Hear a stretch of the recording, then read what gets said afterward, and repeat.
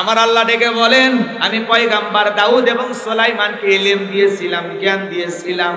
ইলম আর জ্ঞান দেওয়ার মালিক কে? নবী রাসূলদেরকে ইলম আর জ্ঞান দিয়েছিলেন কে? আল্লাহর নবী দাউদ আলাইহিস সালাম। কণ্ঠটা এত মিষ্টি, এত সুন্দর ছিল।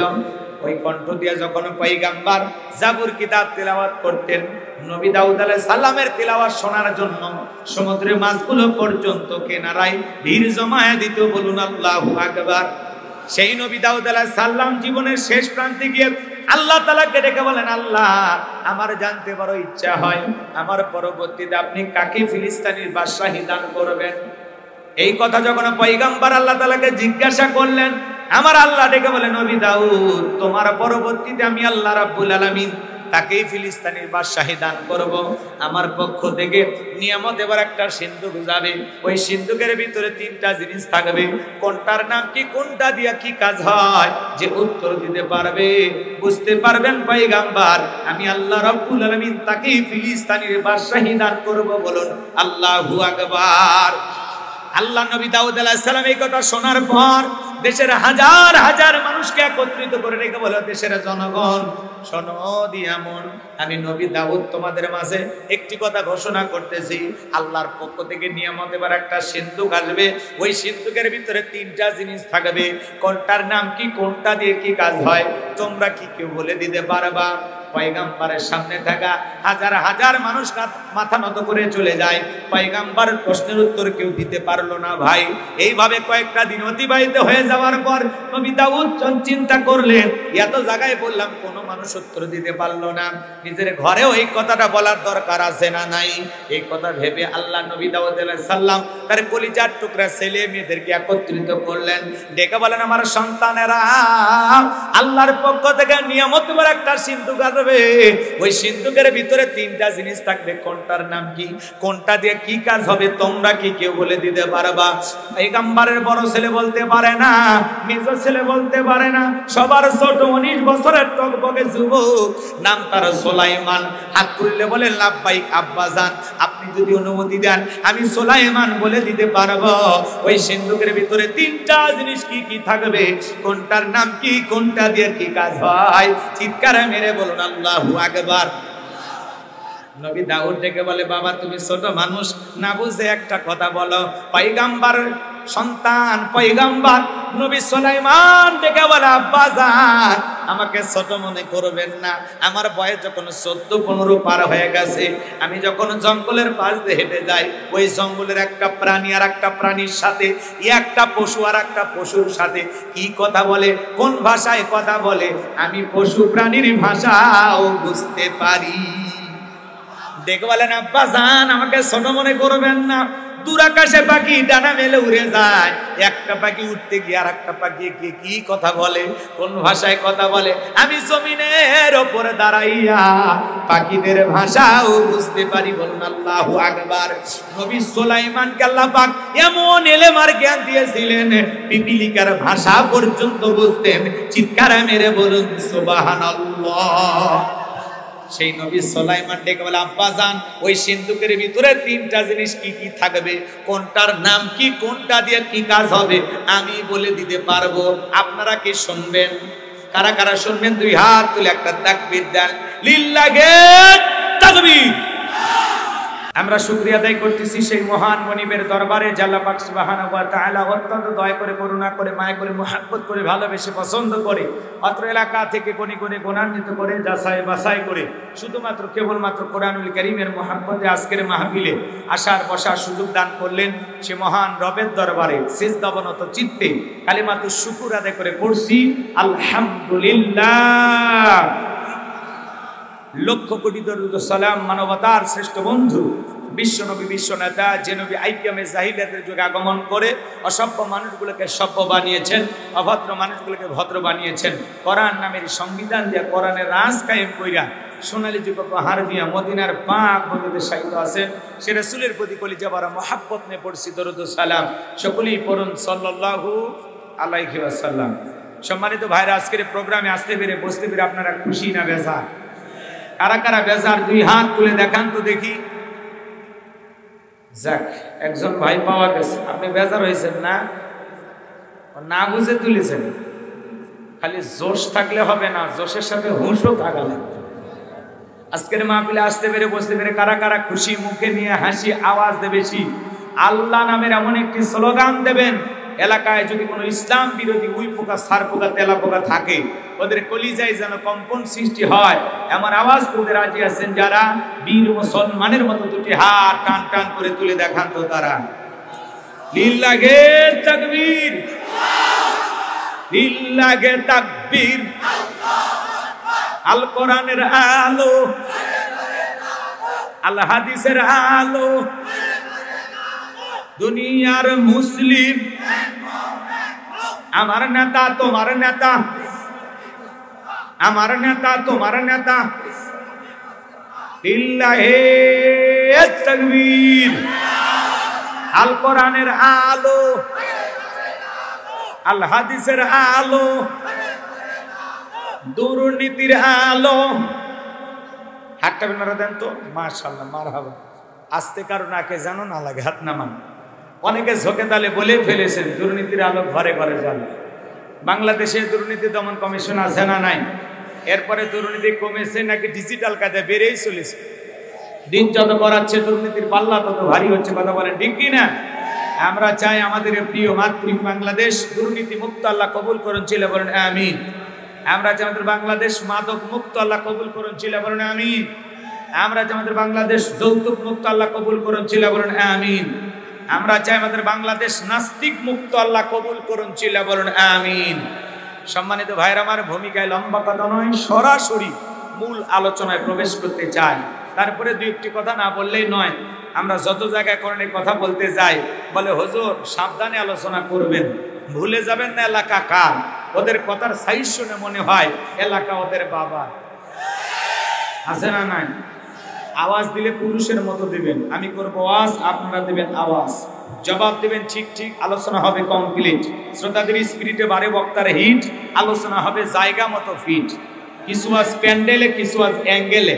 জ্ঞানী লোকের জন্য ইশারায় যথেষ্ট, কথা বলেন ঠিক কি না? অনেক জায়গায় আমরা আলোচনা করতে গেলে বলে হুজুর ওয়াজ যা করবেন করবেন, খবরদার রাজনীতির কোনো আলোচনা করবেন না। আছে না নাই? আচ্ছা আপনারাই বলেন তো, আমার বাড়ি কোন জেলা? গাইবান্ধা। গরিব এলাকায় বাড়ি, দেখ আমার জেলার নামটা নিতে আপনাদের কষ্ট হচ্ছে, একটু জোরে বলেন আমার বাড়ি কোথায়? গাইবান্ধায়। বিশ্বাস করেন আমি গাইবান্ধা থেকে আপনাদের নাটোরে এসেছি শুধুমাত্র কোরআনের কথা বলার আশায়, এছাড়া আমার আর অন্য কোনো উদ্দেশ্য নাই, কথা বলেন ঠিক কিনা? আর গাইবান্ধা থেকে নাটোরে রাজনীতির কথা বলে আমার কোনো লাভ আছে? আগামী নির্বাচনে এলাকার মহিলা মেম্বার পদে দাঁড়ানোর কোনো চান্স আছে? তাহলে আমি কেন এখানে রাজনীতি করব? যদি করাই লাগে নিজের জেলা গাইবান্ধায় করবো, কথা বলেন ঠিক কি না? এজন্য আপনার টেনশন মুক্ত থাকবেন। আমি আপনাদের কথার সাথে একমত। আমি বাংলাদেশের রাজনীতিক কোনো দলের বক্তা না, আমি রাজনীতিক কোনো বক্তব্য দেব না। I will not C any political art because I am not a leader of any political party. কারণ এখানে সব দলের লোক আছে, আছে না নাই? এখানে বসে আছেন আওয়ামী লীগ, বিএনপি, জাতীয় পার্টি, জামাত ইসলাম, জাসদ, পাসদ, চরমান, আরশুদ, জামবির, ফুরফুরা, হাটাজার ওলামা নিজামাত, তাবলীগ, পাবলিক, ওলামা লীগ, গণতন্ত্র, গণফোরাম, সুসমাজ, বিকল্পধারা, এলজিবিটি, নাগরিক শক্তি, ভিপিল সোসাইটি, 4 দল, 14 দল, 8 দল, 19 দল, 20 দল, এবং বেনে বাংলাদেশ কংগ্রেস পর্যন্তই থাক। আবার ভিপি নূরের আছে গণ অধিকার পরিষদ, তৈমুর চাচা খুলেছিল তৃণমূল বিএনপি, চাচা এখন কান্দে, চাচার হাতে মূলে ধরায় দিছে, কথা কোন ঠিক না? এত দলীয় লোক সেখানে, আমি কি বোকা দলীয় আলোচনা করব? এই দিক থেকে যদি একটা দলের লোক গুতা মারে, ওই দিক থেকে আর একটা দলের লোক থানায় টেলিফোন করে, আমি হুজুরের অবস্থা ভালো না খারাপ? অতএব আজকের মাহফিলে বাংলাদেশের রাজনীতি নিয়ে কোন আলোচনা করা হবে? বলেন, বাংলাদেশের রাজনীতি নিয়ে কোন আলোচনা করা হবে না।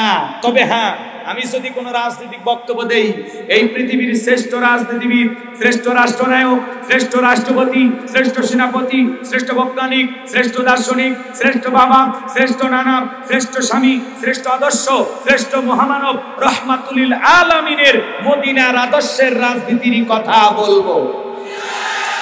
আমি যদি কোন রাজনৈতিক বক্তব্য দেই, খলিফাতুল মুসলিমিন আমিরুল মুমিনিন হযরত ওমর ফারুকের আদর্শের রাজনীতির কথা বলবো। যে ওমর ফারুক আল্লাহর জমিনে আল্লাহর আইনকে প্রতিষ্ঠিত করতে গিয়ে নিজের কলিজার টুকরা ছেলেকে পর্যন্ত ছাড় দেয় নাই, কথা বলেন ঠিক কি না? সেই মদিনাওয়ালার আদর্শের রাজনীতির কথা শোনার পর আপনার জন্য আবার চুলকে নিয়ে আরম্ভ না হয়, কারণ কোরআন হাদিসের হক কথা সবার পেটে হজম হয়। আপনারাই বলেন তো, সুদ করে সামনে যদি সুদের বিষয়ে আলোচনা করা হয়, ও কি নাটোরের কাঁচাগোল্লা নিয়ে এসে বলবো হুজুর হ্যাঁ করেন একটু মিষ্টি খান, নাকি বলবে এই হুজুর এসে সুদের ওয়াজ কইরা আমার সুদের ব্যবসায় লাল বাতি জ্বালাইছে? কথা বলেন ঠিক কি না? যারা ঘুষ খায়, দুর্নীতি করে, হারাম খায় ঘুরি মানুষে 26 মাসের গর্ভবতী, ওদের সামনে ঘুষের আলোচনা করলে খুশি না বেজার? যারা বেনামাজি, নামাজ পড়ে না, আসার খাইয়া কইরা আল্লাহ সিজদা দেয় না, ওদের সামনে নামাজের ওয়াজ করলে খুশি না বেজার? যে সমস্ত মা বোনেরা বোরকা পরে না, পর্দা করে না, বুকে ওড়না পর্যন্ত নেয় না, জিন্সের প্যান্ট গেঞ্জি পরে রাস্তা দিয়ে হাইটে যায়, পিছন দিক দিয়ে তাকালে মনে দুটো সুপারি গাছ দাঁড়িয়ে আছে, এরকম বেহায়া বেপরদা নারীর সামনে পর্দার আলোচনা করলে খুশি না বেজার? এক কথায় ওয়াজ যদি কারো বিপক্ষে চলে যায়, কিয়ামত পর্যন্ত সে বক্তার উপরে খুশি হবে না। কথা বলে ঠিক কি না? এই জন্য পরিষ্কার ভাবে একটি কথা বলে দিতে চাই, আজকের আলোচনার সভাপতি স্যারের মতো হবে না, প্রধান অতিথির মতো হবে না, মাহফিল কমিটির মতো হবে না, বক্তার মতো হবে না, শ্রোতাদের মতো হবে না। আল্লাহর কোরআন যা বলবে, গোলাম রব্বানি তাই বলবে। এতে কে খুশি কে বেজার ওইটা দেখার টাইম নাই। কথা বলেন ঠিক কি না? যুগে যুগে নবী রাসূলের দাওয়াতি কাজ করেছেন, তাদের দাওয়াতি কাজেও কাফের বেঈমানরা বাধার পাঁচিল তৈরি করে দিয়েছিলেন। এরপরে আল্লাহর পয়গম্বররা শত বাধার পাঁচিলকে ভেঙে আল্লাহর জমিনে আল্লাহর পথে মানুষকে দাওয়াত দিয়েছেন। কথা বলেন ঠিক কি না? আপনার আমার প্রিয় নবী কালিমার দাওয়াত দিকে কোরআনের প্রচার করতে গিয়ে মার খেয়েছেন, রক্ত দিয়েছেন, দান্তার মোবারক শহীদ হয়ে গেছেন, লোহার টুপি মাথার ভিতর ঢুকে গেছেন। সাহাবায়ে কিরাম দ্বীনকে প্রতিষ্ঠিত করতে গিয়ে মার খেয়েছেন, রক্ত দিয়েছেন, জীবন দিয়েছেন। ও বাংলার মুসলমান, 1971 সালে এদেশের মাটির জন্য, এদেশের স্বাধীনতার জন্য আপনার আমার পূর্বপুরুষেরা যদি রক্ত দিতে পারেন, জীবন দিতে পারেন, প্রয়োজন যদি হয় আল্লাহর জমিনে আল্লাহর দ্বীনকে প্রতিষ্ঠিত করতে গিয়ে, কোরআনের সমাজ কায়েম করতে গিয়ে নবীদের মতো, সাহাবায়ে কিরামদের মতো বুকের তাজা রক্ত দিতে হয়। কারা কারা দিতে রাজি? দুই হাত তুলে আল্লাহকে দেখা।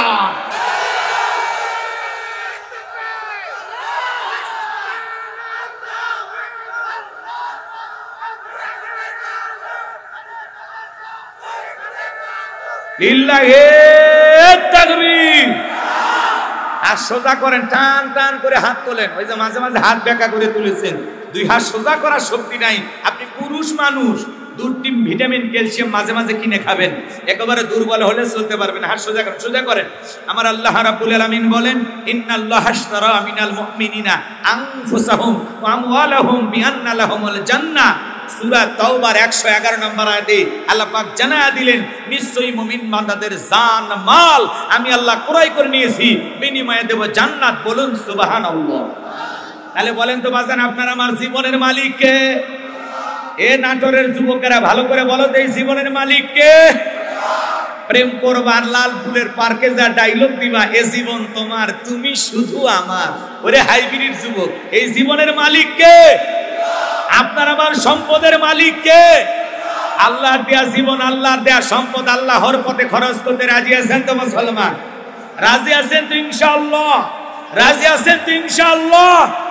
বাম হাত নামান, শুধু ডান হাত তুলে রাখেন। আল্লাহ রাব্বুল আলামিন বলেন, ইল্লা আসহাবাল ইয়ামিন ফি জান্নাতি ইয়াতাসাআলুন।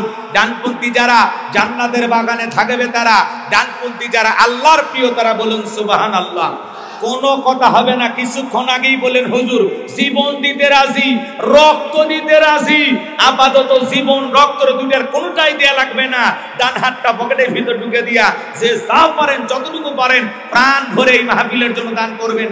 সবাই পকেটে হাত দেন, আমিও দিচ্ছি, দেন। সবাই পকেটে হাত দেন, নিজের পকেটে হাত দেন, অন্য কারো পকেটে হাত দিয়ে পকেট মেরে বলে মার খেন না। সবাই পকেটে হাত দেন। ছেলে পেলে যারা আছো, স্বেচ্ছাসেবকের দায়িত্ব যাদেরকে দেওয়া হয়েছে, ছেলে পেলে ব্যাগ নিয়ে, রুমাল নিয়ে, চাদর নিয়ে, যার কাছে যা আছে তাই নিয়ে মাঠে নামো, খেলা হবে, খেলা হবে। ছেলে পেলে আপনাদের মাঝে সবাই দেন, সবাই পকেটে হাত দেন। যদি আপনাদের মানে পরিবেশ থাকে ভালো বসে থাকা, আর যেহেতু আমার পরে একজন বক্তা আছেন, দেখা যাক কি হয়।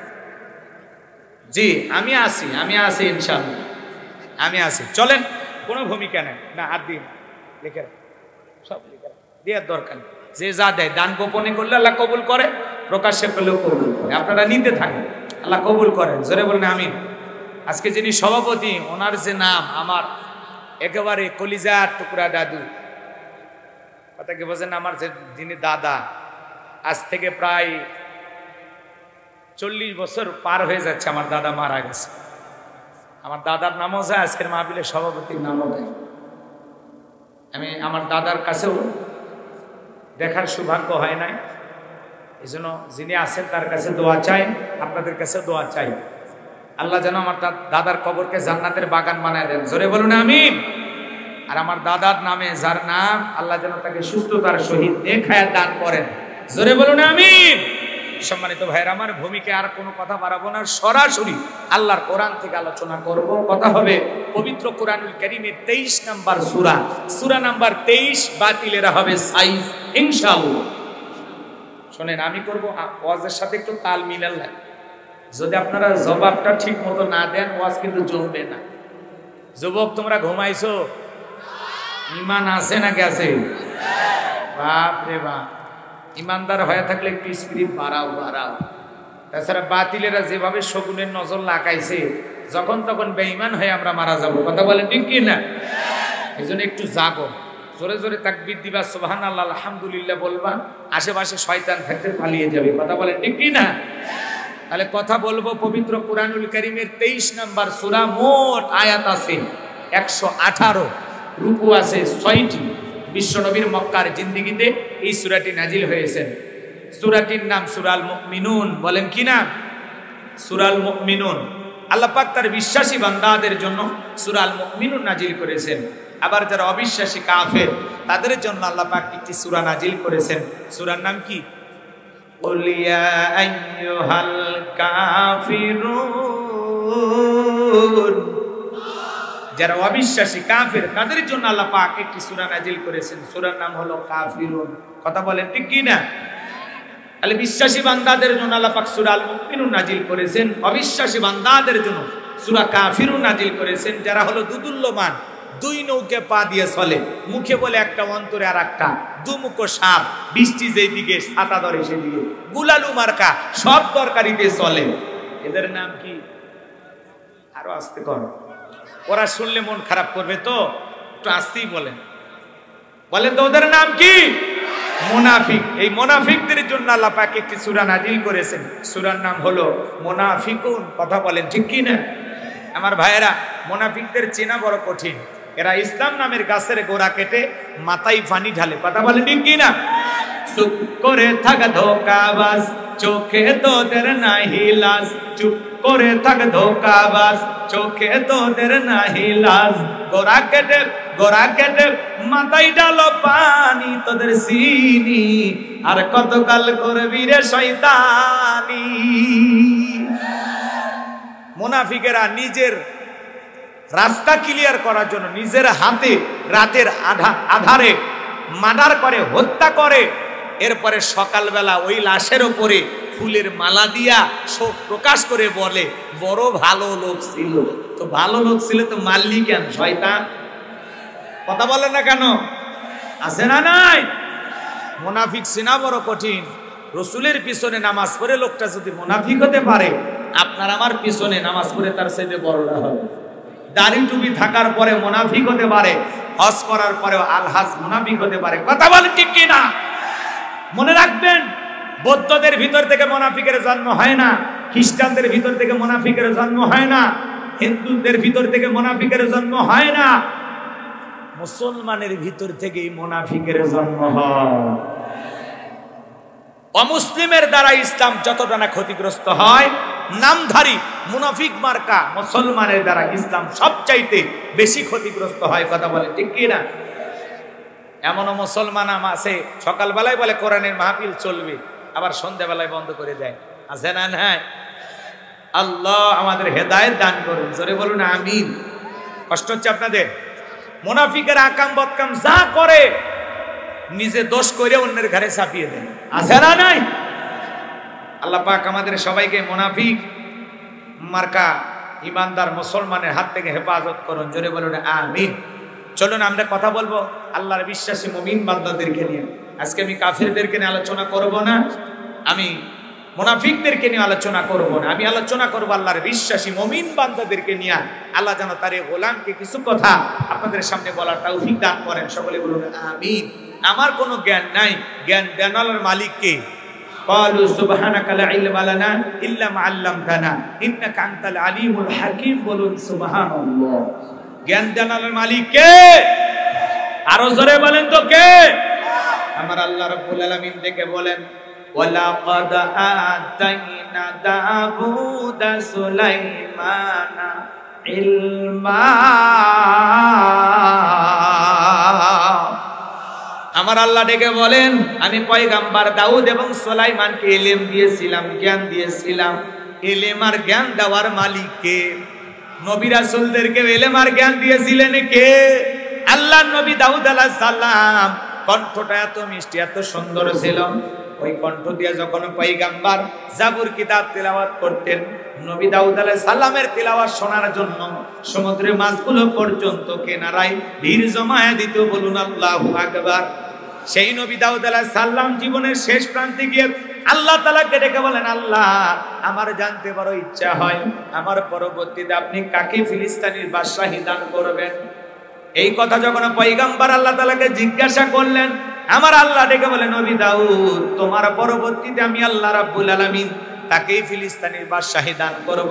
আমার পক্ষ থেকে নিয়ামত এবার একটা সিন্ধুক যাবে। ওই সিন্ধুকের ভিতরে তিনটা জিনিস থাকবে। কোনটার নাম কি, কোনটা দিয়া কি কাজ হয়, যে উত্তর দিতে পারবে, বুঝতে পারবেন পয়গম্বর আমি আল্লাহ রাব্বুল আলামিন তাকেই ফিলিস্তিনের বাদশাহী দান করব। বলুন আল্লাহু আকবার। আল্লাহ নবী দাউদ আলাইহিস সালাম এই কথা শোনার পর দেশের হাজার হাজার মানুষকে একত্রিত করে রেখে বলে, দেশের জনগণ শোনো দিয়ামন, আমি নবী দাউদ তোমাদের মাঝে একটি কথা ঘোষণা করতেছি। আল্লাহর পক্ষ থেকে নিয়ামত এবার একটা সিন্ধুক আসবে। ওই সিন্ধুকের ভিতরে তিনটা জিনিস থাকবে। কোনটার নাম কি, কোনটা দিয়ে কি কাজ হয়, তোমরা কি কেউ বলে দিতে পারবা? পয়গম্বরের সামনে থাকা হাজার হাজার মানুষ মাথা নত করে চলে যায়। পয়গম্বরের প্রশ্নের উত্তর কেউ দিতে পারলো না। ভাই এইভাবে কয়েকটা দিন অতিবাহিত হয়ে যাওয়ার পর নবী দাউদ চিন্তা করলেন, এত জায়গায় বললাম কোনো মানুষ উত্তর দিতে পারলো না, নিজের ঘরেও এই কথাটা বলার দরকার আছে না নাই? এই কথা ভেবে আল্লাহ নবী দাউদ আলাইহিস সালাম তার কলিজার টুকরা ছেলে মেয়েদেরকে একত্রিত করলেন। ডেকে বলেন, আমার সন্তানেরা, আল্লাহর পক্ষ থেকে নিয়ামত বলে একটা সিন্ধুক আসবে। ওই সিন্ধুকের ভিতরে তিনটা জিনিস থাকবে। কোনটার নাম কি, কোনটা দিয়ে কি কাজ হবে, তোমরা কি কেউ বলে দিতে পারবা? পয়গম্বরের বড় ছেলে বলতে পারে না, মেজ ছেলে বলতে পারে না, সবার ছোট 19 বছরের টকবকে যুবক, নাম তার সুলাইমান। হাত তুললে বলে লাব্বাইক আব্বাজান, আপনি যদি অনুমতি দেন আমি সুলাইমান বলে দিতে পারবো। ওই সিন্ধুকের ভিতরে তিনটা জিনিস কি কি থাকবে, কোনটার নাম কি, কোনটা দিয়ে কি কাজ হয়, চিৎকার মেরে বলুন আল্লাহু আকবার। নবী দাউদ ডেকে বলে, বাবা তুমি ছোট মানুষ, না বুঝে একটা কথা বলো। পয়গম্বর সন্তান পয়গম্বর নবী সুলাইমান ডেকে বলে, আব্বাজান আমাকে ছোট মনে করবেন না।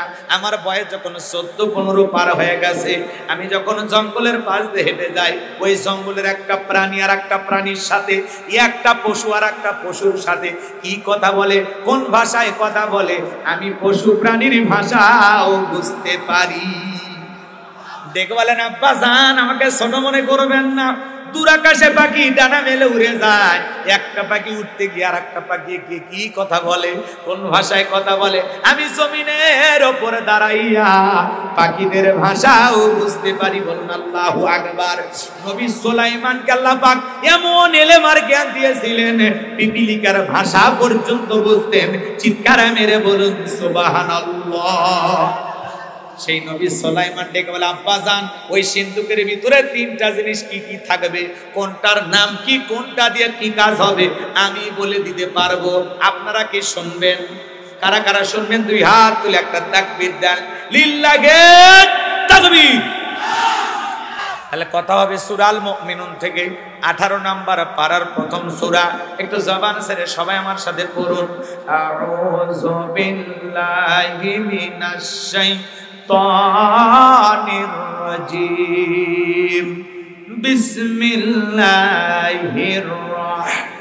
রাহমানির রহিম। বিতাড়িত মুরতাদ শয়তানের কাছ থেকে আল্লাহ পাকের কাছে আশ্রয় প্রার্থনা চাচ্ছি।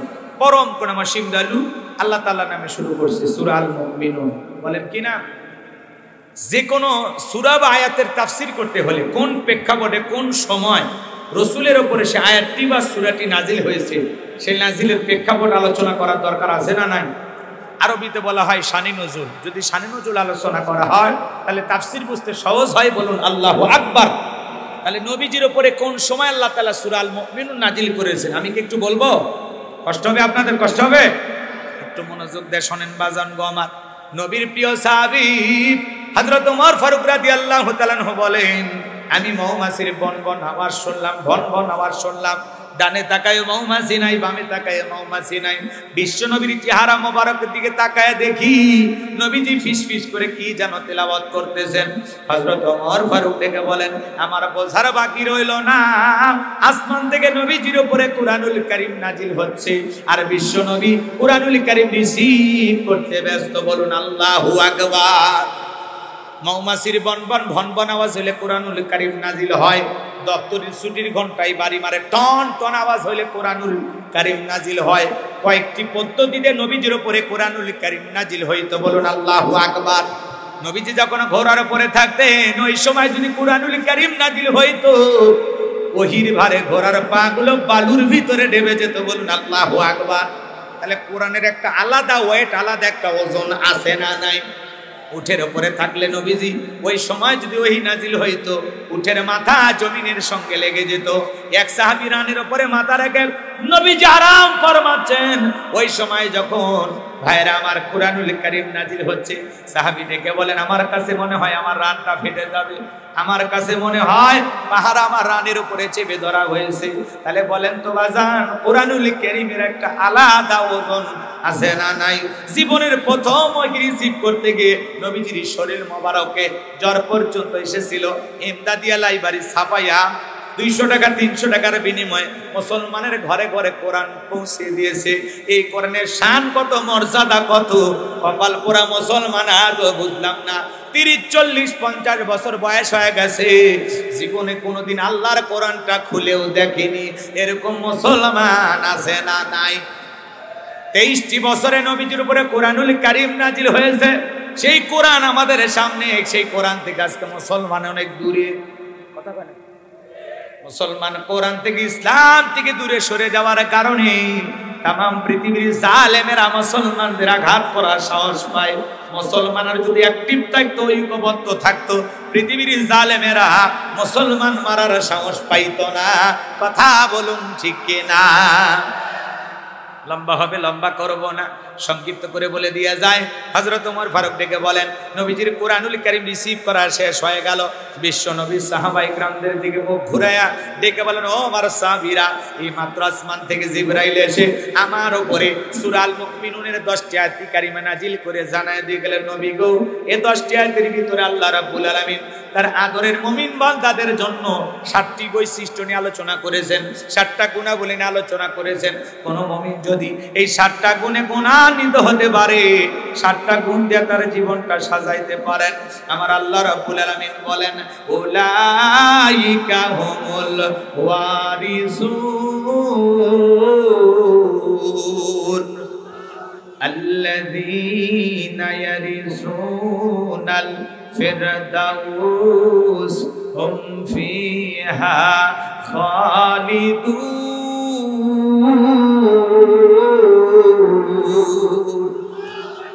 আমার আল্লাহ ডেকে বলেন, তারাই উত্তরাধিকারী হবেন জান্নাতুল ফিরদাউসের, সেখানে তারা চিরকাল বসবাস করবেন। আল্লাহ কোনোদিনে জান্নাত থেকে বের করে দিবেন না। বলুন সুবহানাল্লাহ। কারা কারা জান্নাতে যেতে চান দুই হাত তুলে আল্লাহকে দেখান। আল্লাহ রাব্বুল আলামিন আমাদের সবাইকে জান্নাতুল ফিরদাউসের ওয়ারিস হিসেবে কবুল করুন। জোরে বলুন আমিন। আল্লাহ আমাদের সবাইকে জান্নাতুল ফিরদাউসের উত্তরাধিকারী হিসেবে কবুল করুন। জোরে বলুন আমিন। সবাই জান্নাতে যেতে চান, আল্লাহ আমাদের সবাইকে জান্নাতি হিসেবে কবুল করুন। আরো আসতে বলেন আমিন। এবার 7টা আঙ্গুল দেখান। কয়টা বলেন তো? জান্নাতে যেতে হলে কয়টা গুণাবলী? 7টা গুণাবলী। এই 7টা বৈশিষ্ট্য, 7টা গুণাবলী দিয়ে নিজের জীবনটাকে যদি ঢেলে সাজাইতে পারেন, নিজেকে পরিবর্তন করাইতে পারেন, বিশ্বাস করেন, হাত নামান, বাবা মারা গেলে ওয়ারিশ সূত্রে সন্তান যেরকম বাবার সম্পত্তির ভাগ পায়, কোন মুমিন যদি এই 7টা বৈশিষ্ট্য দিয়া 7টা গুণাবলী দিয়া তার জীবনটাকে সাজাইতে পারেন, আল্লাহ পাক তার নামে জান্নাতুল ফেরদাউসের ভিতরে জায়গা বরাদ্দ রাখবেন। বলুন আল্লাহু আকবার। সে হবেন জান্নাতুল ফেরদাউসের উত্তরাধিকারী। বলুন আল্লাহু আকবার। ওয়ারিশ ওয়ারিশ আল্লাহু আকবার বলেন। আল্লাহ কবুল করুন, জোরে বলুন আমিন। আমার ভাইয়েরা, মাত্র কয়টা গুণাবলী? 7টি গুণাবলী। আমার ভাইয়েরা, বিশ্বনবী তখন সাহাবায়ে কিরামদের সামনে তেলাওয়াত করে শোনায় দিলেন। আমার আল্লাহ ডেকে বলেন, ক্বাদ আফলাহাল মুমিনুন। আমার আল্লাহ ডেকে বলেন, অবশ্যই মুমিনেরা সফল হয়েছে। অলরেডি মুমিনেরা সফল হয়েছে। সফল হয়েছে তারা ঈমান এনেছে যারা। বলেন আল্লাহু আকবার। ক্বাদ আফলাহাল মুমিনুন, অবশ্যই মুমিনেরা সফল হয়েছে। সফল হয়েছে তারা ঈমান এনেছে যারা। বলেন আল্লাহু আকবার। আমরা মনে করি ক্ষমতা থাকলে সফল, টাকা থাকলে সফল, ব্যবসায়ের দিক দিয়ে সফল, পৃথিবীর সবাই চেনে জানে, এরা মনে হয় সফল। কথা বলেন, আছে না নাই? আছে না নাই? ভালো করে একটু বুঝবেন। বর্তমানে পৃথিবীর সবচাইতে বড় নেতা আমেরিকার প্রেসিডেন্ট নাম কি? Joe Biden. এ হলো বর্তমানে ক্ষমতার দিক দিয়ে সফল, পৃথিবীর সবচাইতে বড় ক্ষমতাধর ব্যক্তি। ভালো করে বুঝবেন। আপনাদের এলাকায় একটা বাজার আছে, কি বাজার? বাদ দেন, এতক্ষণ পরে কইলে হবে? হ্যাঁ, ধরেন নলডাঙ্গা বাজার, অনেক দূরে যায়। আপনারা আপনাদের এলাকার বাজারের নাম বলবেন, মনে করতে হুজুর এই বাজারে যাবে নাকি? এদিকে খেয়াল করেন, নলডাঙ্গা বাজারে অথবা আপনাদের বাজারে সবজি বিক্রেতা নাই, আল্লাহর বান্দা সবজি বিক্রি করে, পটল, আলু, বেগুন এগুলো বিক্রি করে, কাঁচামরিচ বিক্রি করে না? এই সবজি বিক্রেতা আল্লাহর গোলাম আজান দেওয়ার পরে যদি দোকানটা বন্ধ করে আল্লাহর ঘরে গিয়ে আল্লাহকে সিজদা দেয়, পৃথিবীর বড় নেতা জো বাইডেনের চেয়ে এই ইমানদার সবজি বিক্রেতার দাম কম না বেশি? একটু বুঝবেন কথাগুলো, অল্প বুঝলেই বেশি কথা বলা লাগে। ভালো করে বুঝবেন। তাহলে পৃথিবীর বড় নেতা জো বাইডেন, আবার রাশিয়ার প্রেসিডেন্ট আছে পুতিন, আছে না নাই? আবার উত্তর কোরিয়ার প্রেসিডেন্ট কাটিং মারামাল কিং জং, আছে না নাই? ভারতের দাদা, এরা যত বড়ই ক্ষমতাধর হোক না কেন, বাংলাদেশের একজন রিক্সা চালক, ভ্যান চালক, লোকটা যদি ইমানদার হয়, আজান দেওয়ার পরে মসজিদে গিয়ে সালাত আদায় করে আল্লাহকে সিজদা দেয়, এই পৃথিবীর বড় বড় লিডারদের চাইতে আল্লাহর কাছে ওই রিক্সা চালক, ভ্যান চালক, ইমানদারের দাম কম না বেশি? তার মানে এই কথাটা পরিষ্কার হয়ে গেল, ক্বাদ আফলাহাল মুমিনুন, অবশ্যই মুমিনেরা সফল। সফল হয়েছে তারা ঈমান এনেছে যারা। ঈমান আনা ছাড়া মুমিন হওয়া যায়? কথা বলেন, মুমিন হওয়া যায়? তাহলে এদিক খেয়াল করেন, মুমিনেরা দুনিয়াতেও সফল, আখিরাতেও সফল। ঈমান আনবে, এদিক খেয়াল করেন, ঈমান আছে যার, আল্লাহর কাছে দাম আছে তার। কোনো বেঈমানের দাম আল্লাহর কাছে নাই। ওরা দুনিয়াতে ক্ষমতার মাতবারি, তাকাব্বারি, অহংকারী যতই করুক না কেন, ওই বেঈমানদেরকে পরকালে আল্লাহ পিটাইয়া জাহান্নামে ফেলে দেবে। কথা বলেন ঠিক কি না? কারণ ঈমানদারদের জন্য জান্নাত, কথা বলেন, ওদেরকে আল্লাহ জান্নাত দেবে। এখনো সুযোগ আছে, মরার আগে যদি ঈমান গ্রহণ করে। কথা কোন ঠিক কি না? বাজান গো, আমার যে কথা বলতে চাচ্ছিলাম গভীর মনোযোগ দিয়ে শোনেন। সফল হয়েছে তারা, ঈমান এনেছে যারা। ঈমানদার ছাড়া আল্লাহর কাছে দামি হওয়া যায় না। আমরা মনে করি টাকা থাকলে সফল। কত টাকাওয়ালা মানুষ জীবনে সুখ নাই, শান্তি নাই, এমন কি বিবিও কাছে থাকে না, আছে না নাই? এই জন্য বাজান গো, আমার টাকা থাকলে সফল হওয়া যাবে না। আবার যারা সেলিব্রিটি আছে না নাই? নায়ক, সুপারস্টার, গায়ক, আপনাদের এলাকায় অবশ্যই এগুলো বোঝেন। যদি আমি বলি পৃথিবীর সবচাইতে বড় ফুটবলারের নাম কি, বলতে পারবেন না? মেসি, এদের দেখছেন? আর কি না? রোনালদো। আর কি না? নেইমার। এরা খেলোয়াড়, কি খেলে? ফুটবল। যারা ক্রিকেটার, সবচাইতে বড় ক্রিকেটার নাম কি?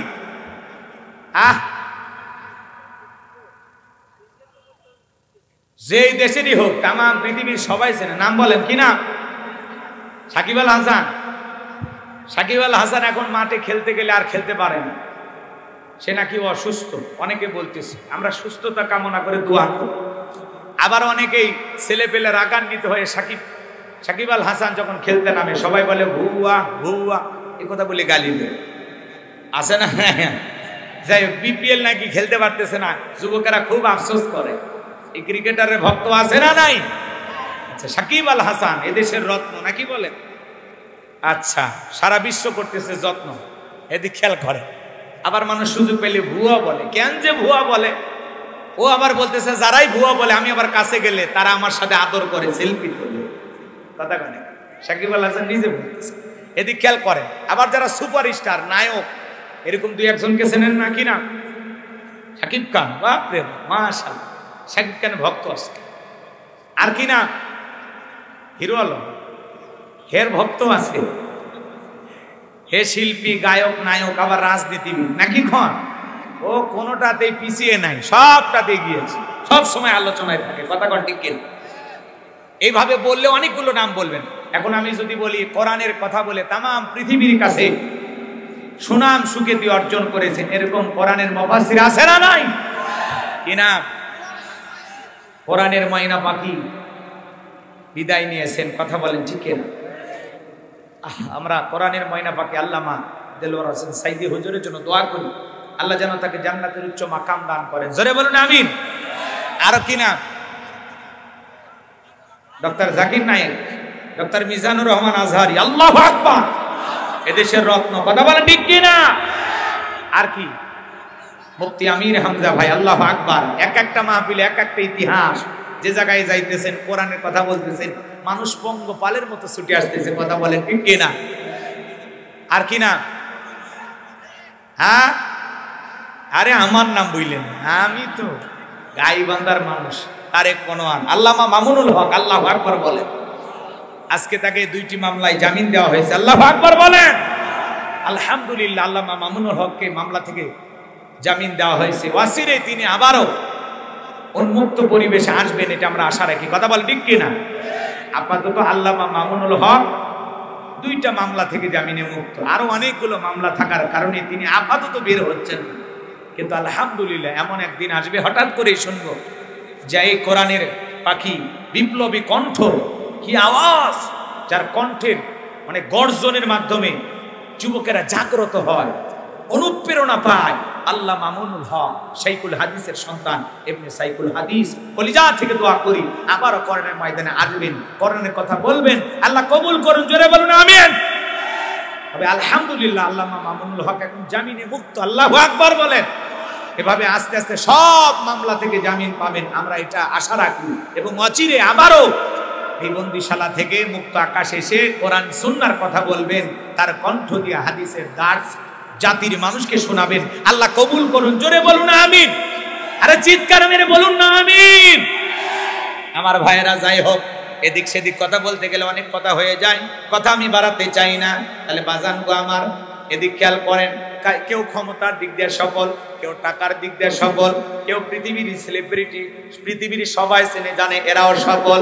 কিন্তু আল্লাহ তাআলা ডেকে বলেন কদ আফলাহাল মুমিনুন, অবশ্যই মুমিনেরা সফল। সফল হয়েছে তারা ঈমান এনেছে যারা। ঈমানদার ছাড়া আল্লাহর কাছে সফল হওয়া যাবে না। তাহলে ঈমান আছে যার, আল্লাহর কাছে দাম আছে তার। যদি আল্লাহর কাছে দামি হতে পারি, দুনিয়ার আর কিছু আমাদের প্রয়োজন আছে? তাহলে আমি বলবো সফল হয়েছে কার? যারা। বলতে পারবেন না? বলেন সফল হয়েছে কারা? জোরে, সফল হয়েছে কারা? আল্লাহর কাছে দামি বান্দা কারা? ঈমানদার বান্দা যারা। আল্লাহর কাছে দামি বান্দা কারা? তাহলে আমরা আল্লাহর কাছে দামি হতে চাই। আল্লাহ কবুল করুন, জোরে বলুন আমিন। এবার ছোট্ট একটা প্রশ্ন আপনাদেরকে করি, শোনেন। আল্লাহ যে আমাদেরকে কত ভালোবাসেন জানেন? আল্লাহ ভালোবেসে মুসলমানের ঘরে জন্ম দিয়া জান্নাতের রাস্তা একটু আগায় দিয়েছেন। সুবহানাল্লাহ বলবেন না? এরপরে আল্লাহ তাআলা পৃথিবীর শ্রেষ্ঠ ধর্ম ইসলাম ধর্মের মানুষ বানাইয়া জান্নাতের রাস্তা আরেকটু আগায় দিয়েছেন। এরপরে পৃথিবীর শ্রেষ্ঠ পয়গম্বর, আখিরি নবীর আখিরি উম্মত বানাইয়া জান্নাতের রাস্তা আরেকটু আগায় দিয়েছেন। এরপরে পৃথিবীর শ্রেষ্ঠ কিতাব কুরআনুল কারীম দান করে জান্নাতের রাস্তা আরেকটু আগায় দিয়েছেন।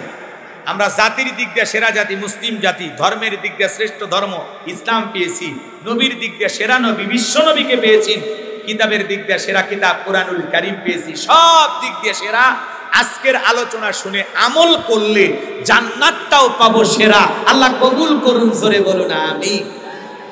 এবার ছোট্ট প্রশ্ন, বলেন তো একজন ব্যক্তি অমুসলিম জোহরের নামাজের পূর্বে এই ব্যক্তিটা ঈমান গ্রহণ করেছে, এখন এই ব্যক্তির উপরে জোহরের নামাজ পড়া কি? আরো আস্তে কোন, জোহরের নামাজ পড়া ফরজ। আল্লাহু আকবার বলেন। এই তো আপনারা চমৎকার বোঝেন। সম্মানিত ভাইয়েরা আমার, মুমিন বান্দাদের 7টা গুণাবলী নিয়ে আমার আল্লাহ তাআলা যখন আলোচনা করলেন, আমার আল্লাহ রাব্বুল আলামিন 1 নাম্বার মুমিন বান্দাদের আলোচনা শুরু করলেন সালাত দিয়া। কারণ মুমিন জীবনের সবচাইতে গুরুত্বপূর্ণ ইবাদতের নাম হলো সালাত। বলুন আল্লাহু আকবার। 7টা বৈশিষ্ট্য নিয়ে আল্লাহ তাআলা আলোচনা করলেন, এর 1 নাম্বার সালাত দিয়ে শুরু করলেন। তাহলে সালাতের গুরুত্ব কম না বেশি? যুবক তোমরা নিরাশ হয়ে না, 4 নাম্বার গুণাবলীতে স্পেশাল বরাদ্দ তোমাদের জন্য আছে। 4 নাম্বার গুণাবলীতে কাদের ওয়াজ? যুবক যুবতীর ওয়াজ। কথা বলে ঠিক কি না? তোমরা যুবক, আমিও যুবক, দেশের অবস্থা করুন, বক্তার দরকার তরুণ। কথা বলেন ঠিক কি না? মুরব্বী হলে সুবহানাল্লাহর বাইরে যাবে না, যুবক হলে তা 2-1 রিস্ক নেবে। কথা বলেন ঠিক কি না? পর্দার মা বোনরা বসেছেন, মা টেনশন নেবেন না, আপনাদের জন্য আলোচনা হওয়া দরকার, কারণ বারবার আপনার এই দেশের সরকার। কথা কোন ঠিক কি না? এজন্য মা বোনেরা টেনশন নেবেন না, অল্প সময়ের মধ্যে আপনাদের ওয়াজ করে দেব শুরু, কারণ আপনারাই ঘরে বাহিরে আমাদের নাটের গুরু। মা বোনদের বিষয়ে যদি আলোচনা না হয় তাহলে মাহফিলে কি? কথা কয় না কে? সব জায়গায় ওরা সমান অধিকার চাচ্ছে, একটু ওদের আলোচনা হওয়া দরকার আছে, আছে না? নাই, একটু অপেক্ষা করেন, খালি শুরু করি, আটঘাট বাঁধে নেই, খেলা সামনে হবে। আল্লাহ কবুল করেন, জোরে বলেন আমিন। তাহলে মুমিন বান্দার 1 নাম্বার গুণাবলী, যুবক রেডি থাকো, লিল্লাহে তাকবীর। 1 নাম্বার আল্লাহ ডেকে বলেন, আল্লাযীনা হুম ফি সলাতিহিম খাশিউন। আমার আল্লাহ ডেকে বলেন মুমিন বান্দার 1 নাম্বার গুণাবলী, যারা নিজেদের সালাত বিনয়ের সহিত, নম্রতার সহিত, খুশু খুজু ভাব নিয়ে, আল্লাহর ভয় নিয়ে আদায় করে। আপনি আমি যখন সালাত আদায় করব, অন্তরের ভিতরে ভয় থাকতে হবে কার? তাফসীর ইবনে কাসির থেকে বলছি বাজান গো আমার, তাফসীরি কারকেরা লিখেছেন, আল্লাহ রাব্বুল আলামিন বলেন, আল্লাযীনা হুম ফি সলাতিহিম খাশিউন, যারা নিজেদের সালাত বিনয়ের সহিত, নম্রতার সহিত, আল্লাহর ভয় নিয়ে আদায় করে। ভালো করে বোঝার চেষ্টা করবেন। তাফসীর কারকেরা লিখেছেন, অন্তরের ভিতরে সুচিন্তা, দুশ্চিন্তা, বিবির কথা, সংসারের কথা, ব্যবসা বাণিজ্যের কথা, রাজনীতির কথা, দুনিয়াবি সব চিন্তা ভাবনা মসজিদের বাইরে রেখে টেনশন মুক্ত হৃদয় নিয়া আল্লাহ রাব্বুল আলামিনকে সিজদা দেওয়ার জন্য মসজিদে প্রবেশ করতে হবে। কথা বলেন ঠিক কি না? তাহলে আপনি আমি যখন মসজিদের ভিতরে প্রবেশ করব, অন্তরের ভিতরে দুনিয়াবি কোনো চিন্তা ভাবনা রাখা যাবে? সব চিন্তা ভাবনা মসজিদের বাইরে রেখে টেনশন মুক্ত হৃদয় নিয়া আল্লাহর ভয়ে মসজিদে ঢুকতে হবে। কার ভয়ে? ইয়া আইয়ুহাল্লাযীনা আমানুত্তাকুল্লাহ, হে ঈমানদারগণ আমি আল্লাহকে ভয় করো, হাক্কা তুকাতিহি, ভয় করার মতো ভয় করো। কিভাবে সালাত আদায় করব বাজার? নবী এবং সাহাবায়ে کرام কিভাবে সালাত আদায় করেছেন একটু মনোযোগ দিয়ে গুনাহগারে কথাগুলো শোনার চেষ্টা করেন। বিশ্বনবী কিভাবে সালাত আদায় করতেন জানেন? আম্মা জান আয়েশা ডেকে বলেন, নবীজি এত লম্বা সময় নামাজের মধ্যে দাঁড়িয়ে থাকতেন, মাঝে মাঝে তাকায়া দেখতাম নবীজি লম্বা সময় নামাজে দাঁড়িয়ে থাকার কারণে বিশ্ব নবীর পবিত্র পা মোবারক ফুলে উঠত।